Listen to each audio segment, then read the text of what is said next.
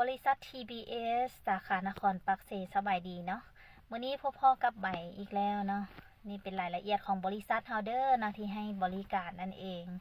มื้อนี้ใบก็เดินทางแต่เช้าเนาะเดินทางคนเดียวถือว่าออกเฮือนนี่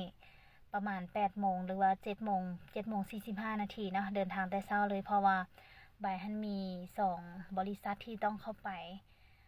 นำเอกสารเพื่อไปเอาก่อนแล้วก็ไปเคลียร์เวียกต่างๆที่ต้องได้สะสางให้ลูกค้าได้เนาะ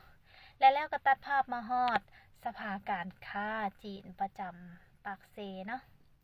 ใบก็มาขอเซ็นเอกสารเนาะกับทางหัวหน้าเพิ่นและนี่ก็เป็นห้องการของเพิ่นเนาะแล้วหลังจากสำเร็จเวียกอยู่ทางสภาการค้าจีนแล้วใบก็ออกมากลุ่มบริษัททีอีกเนาะก็คือมาแก้เวียกให้ลูกค้าก็คือลูกค้าเพิ่นเฮ็ดบัญชีแบบว่าบ่เข้าใจเนาะก็เลยแบบว่ามาอธิบายรายละเอียดให้กับพนักงานบัญชีของเพิ่นหลังจากนั้นเนาะใบก็ไปอากรแขวงจำปาสักเนาะมื้อนี้อากาศก็สิดีๆได้เนาะเป็นคือกันบ่บอนอื่นแบบว่าอากาศดีๆแต่ฝนตกบางเทื่อก็มีแดดแต่ก็ฝนตกเนาะหลังจากกลับจากอากรเนาะแขวงจำปาสักเนาะใบก็แวะแคมป์ของปากเซนะบรรยากาศดีหลาย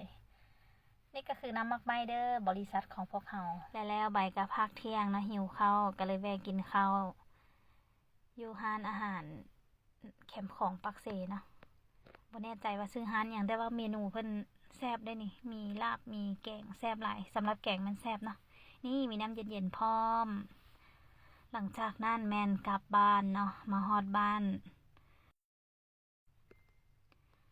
แล้วเนาะเมื่อใบมาฮอดเฮือนใบก็ต้องได้สั่งรวมเอกสารทั้งหมดบ่ว่าจะสแกนเป็น PDF หรือว่า